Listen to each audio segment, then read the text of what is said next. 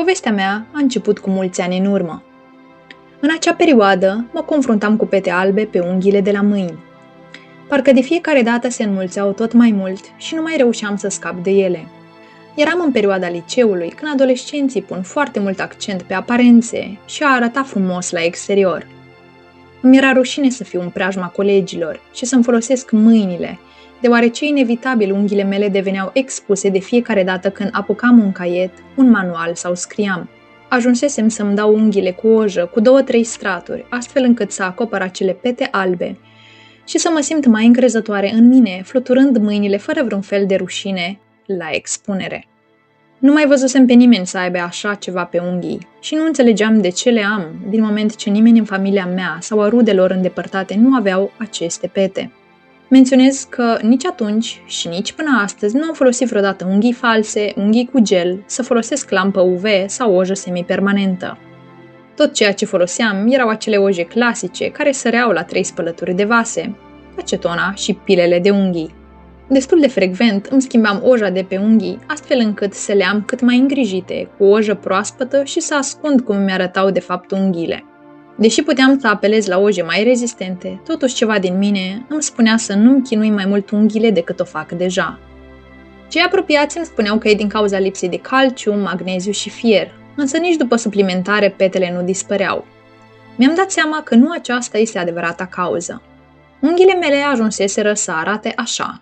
Aceste poze au fost făcute pe 30 iulie 2018.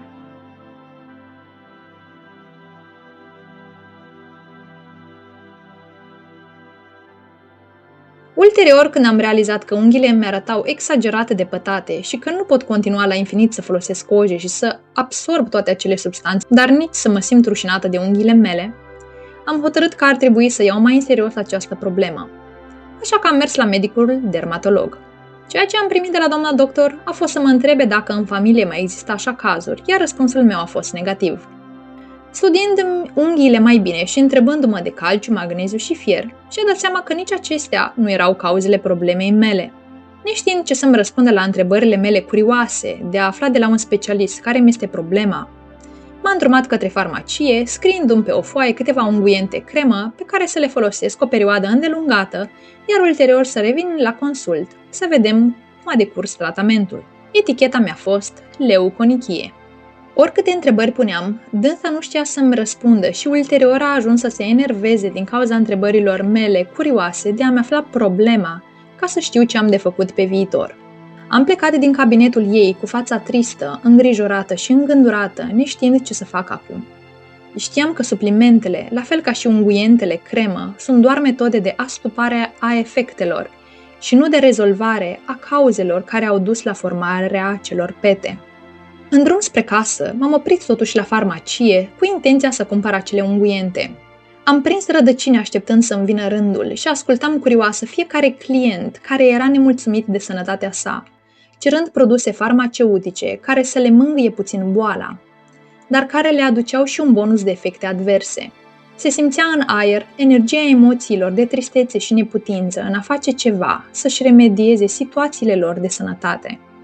Când mi-a venit rândul și am întrebat de produsele recomandate de medic, am aflat că nu erau în stoc și că aș fi putut da o comandă, lăsând o sumă mare ca avans. Prețul total era cu mult peste așteptările mele, având în vedere că erau vreo 10-15 grame per produs. Mi-a venit atunci în minte gândul că este inutilă această achiziție, că nu voi ști niciodată dacă unguientele respective își vor face într-adevăr efectul, dacă într-adevăr se va rezolva problema mea sau nu. Ulterior, i-am spus farmacistei că nu mai doresc nimic și am plecat. Dânsa mi-a subliniat că ar trebui să urmez sfatul medicului.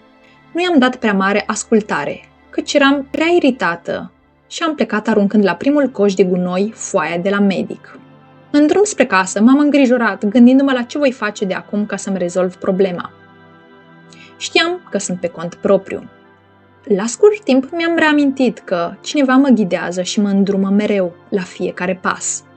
Pe vremea respectivă mi s-a năzrit în minte următoarea frază. Uneori, e necesar să fii propriul tău doctor. Și continui să susțin această frază, deoarece atât timp cât nu sunt cu un picior în groapă și nu mă aflu pe patul de moarte cu accidentări grave, nu am pentru ce să fac coadă la medic. La fel cum spunea Hipocrate, părintele medicinei, natura este cea care vindecă și nu un om care nu are timp să se ocupe de fiecare pacient într-un mod holistic. Ne-am îmbolnăvit singuri, ne vindecăm și ne salvăm singuri. Oamenii ne pot îndruma și ne pot sfătui, însă doar natura propriei ființe și a forței creatoare ne vindecă atunci când îi așternem solul fertil. În următoarele zile, am continuat să mă informez din surse multiple și diverse care ar putea fi cauza problemei mele, însă nimic nu mă mulțumea. La un moment dat, citeam că de fapt acele pete albe reprezintă aer intrat sub unghie. Am reflectat asupra unghiilor mele și am realizat un lucru extrem de important. Mi-am dat seama că unghiile creșteau și la tăierea lor îndepărtez și petele albe, însă uneori ele continuau să apară la baza unghiei, ca și cum ele veneau din interiorul pielii. În acel moment m-am întrebat cum reușesc ele să apară din neant exact la baza creșterii lor și imediat mi-am dat seama care era motivul. De fiecare dată când eu îmi făceam manicura, aveam un proces dăunător de manevrare a pilei. Din dorința mea estetică, făceam această mișcare prin care împingeam cuticulele unghiei mai în spate, astfel încât să dau un efect de mărire a unghiei în comparație cu atunci când lăsam cuticulele să crească și să cuprindă mai mult din unghie. Prin acest mecanism, eu cream spațiu și aer sub unghia care urma să crească și să iasă la iveală câteva săptămâni mai târziu. Neștiind dacă aceasta este adevărata cauză sau nu, mi-am spus că rămâne doar să încerc și să probez să văd ce se întâmplă. A trebuit să-mi expun unghiile naturale exact așa cum erau în acel stadiu, fără ojă, fără alte procedee de îngrijire a unghiilor sau alte ascunzișuri, ci să le las în pace pentru următoarele săptămâni, chiar dacă mă eschivam și îmi ascundeam unghiile în preajma oamenilor. Bucuria și mirarea au fost excepționale atunci când am văzut cu proprii mei ochi cum unghiile începeau să crească curat și fără pete, ajungând deja la jumătate. Am continuat tot așa și tăindu-mi unghiile constant, eliminam din petele albe rămase din urmă. Ușor, ușor, odată cu creșterea lor, acestea deveneau tot mai curate, sănătoase și frumoase, fără ca eu să am vreo schimbare alimentară, să iau suplimente sau să mă ung cu unguiente sau creme. Tot ce am făcut a fost să nu mai supun unghiile la acele manevre mecanice și dăunătoare de estetică. Deseori, soluțiile problemelor noastre stau exact sub nasul nostru și noi cheltuim sume colosale pe tratamente inutile, crezând că rezolvăm ceva. Dar, de fapt, ne pricopsim cu altceva. În următorii ani, unghiile mele au continuat să se mențină la fel, acestea fiind poze actuale de anul acesta. În toată această perioadă, am avut și ani în care nu consumam produse lactate sau animale, iar unghiile mele au rămas la fel de curate, luându-mi vitaminele și mineralele din surse vegetale naturale. Așadar, nu lipsa calciului, magneziului sau fierului duc la leuconichie, ci de cele mai multe ori ceea ce facem cu unghiile noastre. În plus, am mai folosit o ojă clasică ce sare la 3 spălări de vase și unghiile mele au arătat tot la fel de curate. Motiv pentru care am constatat că nu aveam vreo alergie la ojă, ci doar supuneam unghiile la procedee mecanice prea dure pentru mine, chiar dacă atunci când le practicam nu se simțeau dureros. Interesându-mă ulterior și de cauze emoționale ale acestei manifestări, am descoperit că leuconichia este prezentă la persoanele ce trăiesc mici dezamăgiri ignorate în mod constant, tensiuni neexprimate, emoții pe care le consideră nu atât de importante și le pun deoparte, și la persoanele care nu au limite emoționale ferme. Unghiile simbolizează structura, disciplina și limitele personale, motiv pentru care petele albe pot semnala că ignorăm nevoile noastre mici, dar fundamentale. În tradițiile energetice, unghiile sunt considerate extensii ale energiei vitale, prana sau chi, și sunt asociate cu semne că aura emoțională a persoanei este supusă unor micro-perturbări ale fluxului energetic, denotând o sensibilitate crescută la energie, unde persoana este intuitivă și extrem de empatică. Petele albe apar în perioade de schimbări energetice și de creștere subtilă a percepției, combinată cu instabilitate emoțională. Așadar, persoana în cauză denotă o lipsă de împământare, trăiește emoții mici și repetate, dar neexprimate, are limite personale slabe și o sensibilitate energetică crescută. În psihosomatică, unghia reprezintă structura interioară, iar când aceste pete apar, indică tendința persoanei de a amâna emoțiile, de a nu spune ceea ce o deranjează și a se adapta excesiv să nu supere pe alții. Unghiile sunt simbolic legate de ideea de protecție, iar liniile albe multiple apar când persoana se consumă pe interior, fără să-și exteriorizeze nevoile. Așadar, am realizat că în acea perioadă a vieții mele mă confruntam cu aceste probleme emoționale într-un mod excesiv, motiv pentru care și acestea contribuiau la apariția petelor albe, atât emoțiile cât și mecanismele fizice.